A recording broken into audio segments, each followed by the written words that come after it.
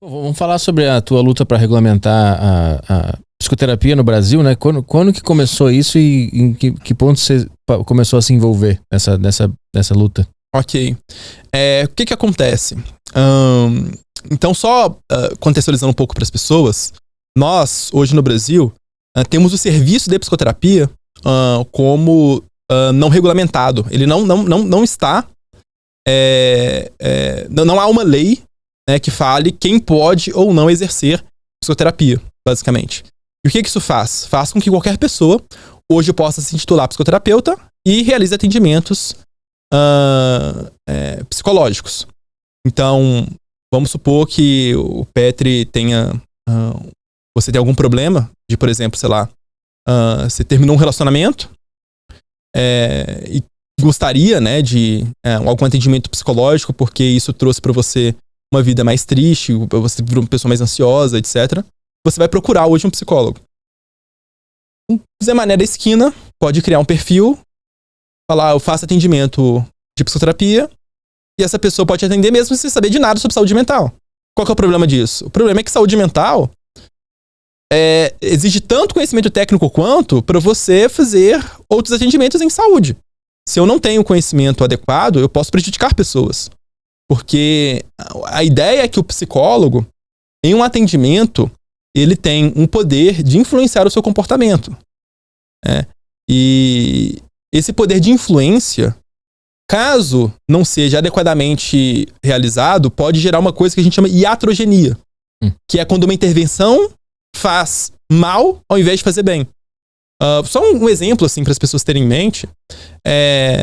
Vamos pegar um caso, por exemplo, de trauma.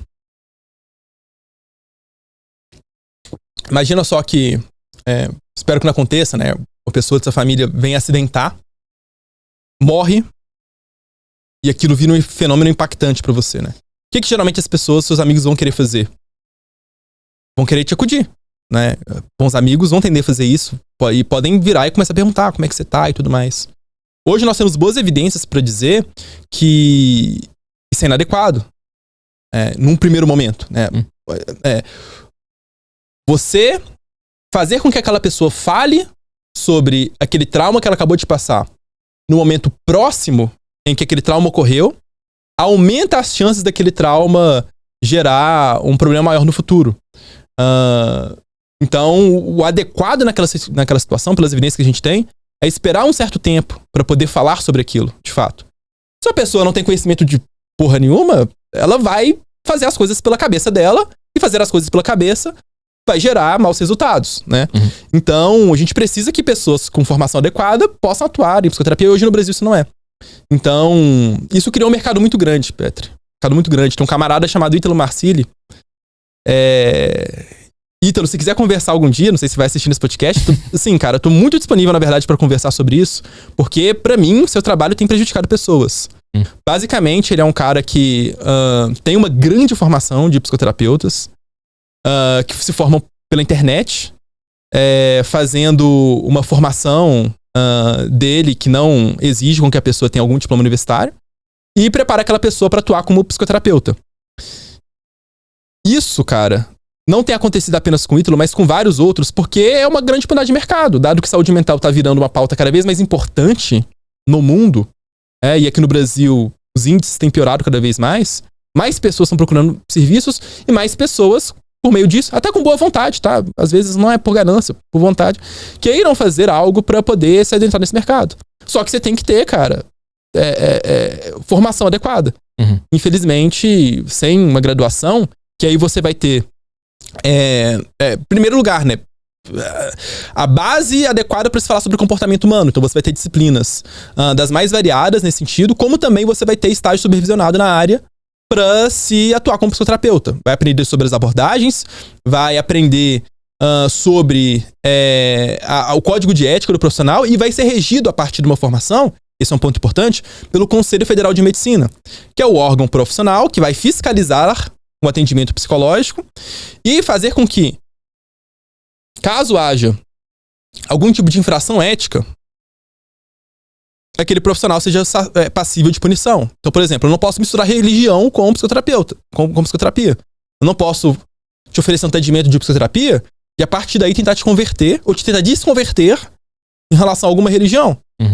Se um profissional faz isso, ele tem que sofrer sanções. E se não é regulamentado, o conselho não pode criar sanções. Você percebe?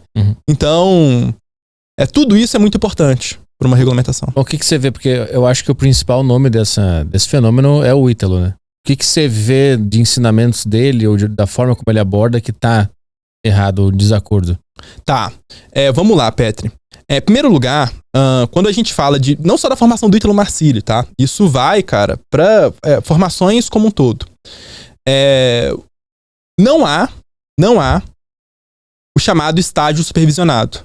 O estágio supervisionado é basicamente o momento em que aquele indivíduo realiza atendimentos de psicoterapia e a partir dessa realização de atendimentos há um professor que o monitora em relação a aquilo que ele está fazendo no atendimento clínico e cria um sistema de feedbacks para que aquele indivíduo tenha uma orientação adequada sobre como fazer ou não fazer. Isso, cara, é primoroso para a atividade profissional como um todo. Já começa que você não vai ter um estágio supervisionado adequadamente regulamentado nesse sentido. Como deve se exigir para uma profissão de saúde. Mas, para além disso, em relação a conteúdos, você tem, num curso de psicologia, formações, em primeiro lugar, que vão perpassar por, no mínimo, cara, não sei se eu vou lembrar aqui de cabeça a quantidade de horas, mas se não me engano são 26 mil horas. Depois eu posso colocar aqui nos comentários, né? Mas é uma quantidade de horas, se não me engano, a partir de 20 mil. De formação, durante 5 anos, sobre as mais variadas esferas sobre o comportamento humano e sobre como atuar como um psicoterapeuta, adequadamente. A formação do Ítalo não passa nem sequer perto disso, assim.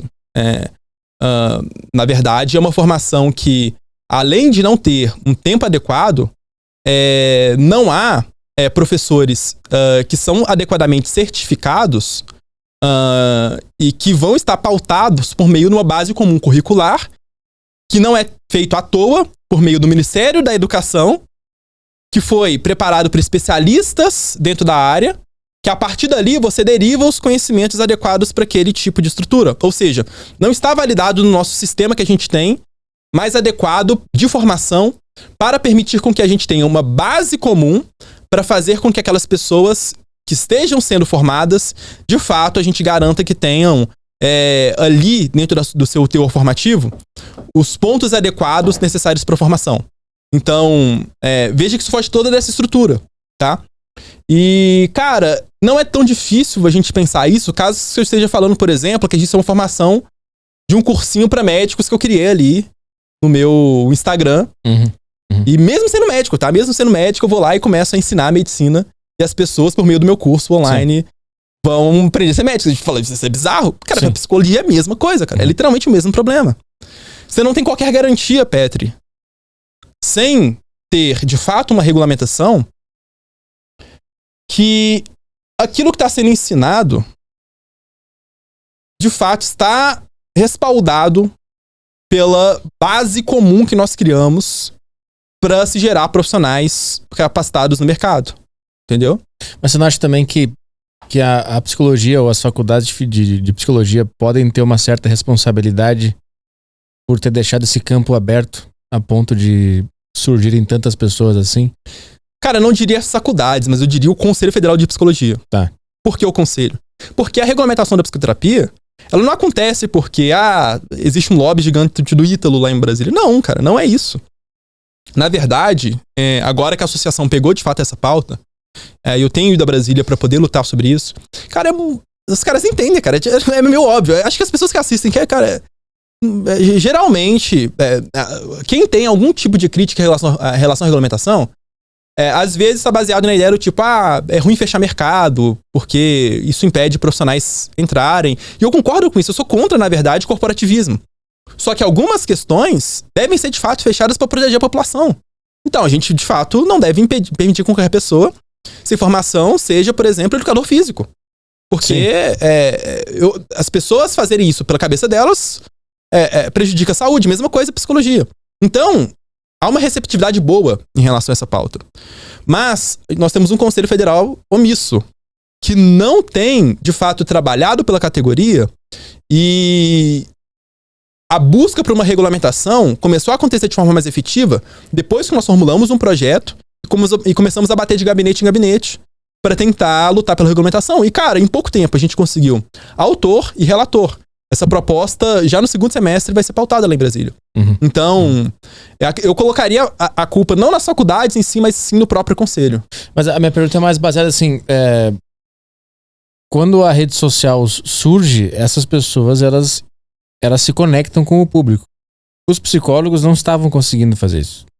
Então em algum momento os psicólogos da universidade, da academia, não souberam como se comunicar ou como atender, porque gerou uma demanda reprimida que foi para esses lugares, para essas pessoas que vendem esse tipo sei lá, eu chamo de picaretagem.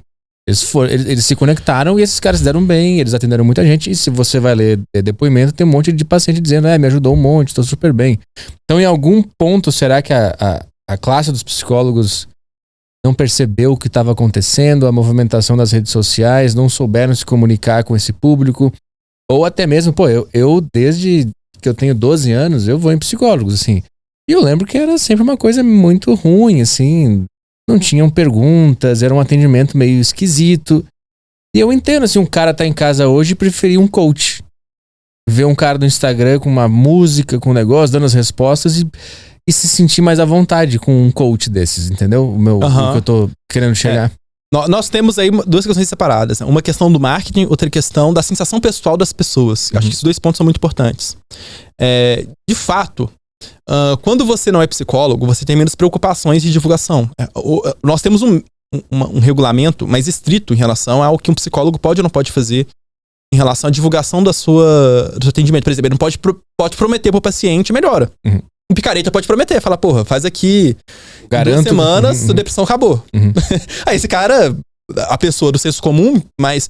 E aí isso é pior para as pessoas mais frágeis. As pessoas com mais desesperadas e que as fraquezas cognitivas são mais sensíveis a esse tipo de promessa mirabolante. E aí, como não tem regras para essas pessoas, de fato elas podem atrair mais gente. Só que eu não diria que a partir daí a gente deveria tirar as regras. Porque o problema, na verdade, é não haver uma regulamentação. Eu permitir esse tipo de divulgação para indivíduos que nem sequer têm informação. Mas acho que as regras em si são importantes para permitir com que haja ética por meio da divulgação de trabalhos, né? Então, é isso. Agora, em relação à percepção das pessoas, de fato isso prejudica em psicoterapia. Porque vários aqui podem olhar e falar, não, mas fulano de tal me atendeu, eu tava ruim e melhorei. Sim. Qual que é o grande problema que a gente tem, Petri? É que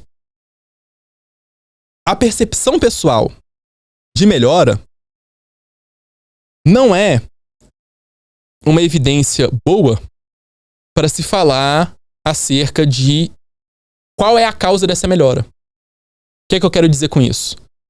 Imagina só que você tomou um suco está gripado, tomou um suco de laranja e sua gripe acabou. Eu posso falar que a razão pelo qual você melhorou foi o suco de laranja? Você poderia pensar que sim, mas a grande questão é que existe uma coisa chamada confundidor de eficácia, que são inúmeras variáveis que afetam o seu comportamento, que confundem a sua visão em relação a por que você melhorou ou não. Há um confundidor muito, muito, muito presente em saúde, chamado curso natural da doença. Tem várias formas de poder falar isso, né? Remissão espontânea e outras. Que é o seguinte: as pessoas tendem a melhorar sozinhas com o tempo. Então, mesmo que você tome nada, por exemplo, a gripe, a tendência é que com o tempo é que você melhore. Saúde mental, mesma coisa.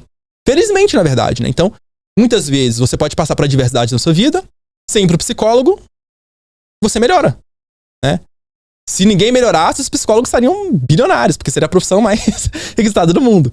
Então, dado que as pessoas melhoram sozinhas, é difícil você determinar que, porque você foi pro psicólogo, você melhorou, que a causa é propriamente o psicólogo. Outra coisa, porque não é só o curso natural da doença, você tem outros fatores ali que influenciam também.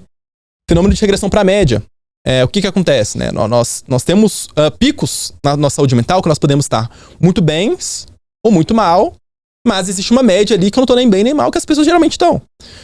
Quando você vai geralmente pro psicólogo, em que momento você tá nesse ciclo ali? Geralmente, quando você tá muito mal, exatamente.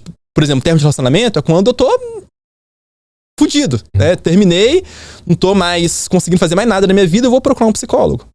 Só que quando você tá lá no fudido, a tendência com o tempo, naturalmente, é que você deixe de estar aqui no tão fudido assim. Você pode não melhorar, mas a tendência é que você vai deixando de ficar tão fudido quanto você tava lá atrás.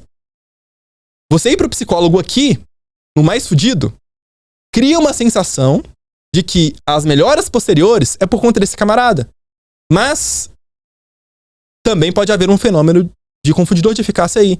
Seria em função do fenômeno de regressão para a média e não propriamente por conta daquele entendimento clínico.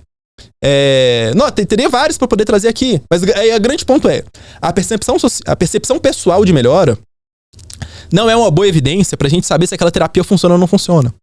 O que a gente tem que fazer? A gente tem que fazer o chamado ensaio clínico randomizado, que é um estudo científico experimental em que eu comparo aquela intervenção com outras, a intervenção a qual aquele modelo que está aplicando, e aí, a partir do experimento aleatório em que eu designo pessoas que têm problemas na mesma direção para um grupo que fez aquela intervenção e para outro grupo, pessoas que não fizeram, e começo a comparar, tendo um fator comparativo ali entre grupos, aí sim eu posso dizer aquela intervenção de fato produz resultado ou ela não produz resultado.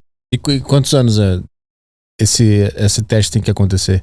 Cara, aí o ensaio clínico vai depender do tipo de intervenção. Você tem intervenções de curta duração, de longa duração. Mas tem como fazer isso com um psicólogo? Sim, com psicologia. Como é que você mede? Aí hoje a gente tem instrumentos, né? Então vamos lá, se eu tô tratando, por exemplo, depressão, eu vou olhar os sintomas. O indivíduo começou no dia 0 com tais e tais sintomas e ao final da intervenção terminou com isso aqui. Em quanto tempo você consegue? Eu tenho uma medição de progresso. Aí como eu falei, vai depender. Você tem intervenções que são de 12 meses, você tem intervenções que são mais longas. Por exemplo, o que a gente chama de psicodinâmica, que são intervenções de longa duração. Intervenções que podem durar 1 ano até.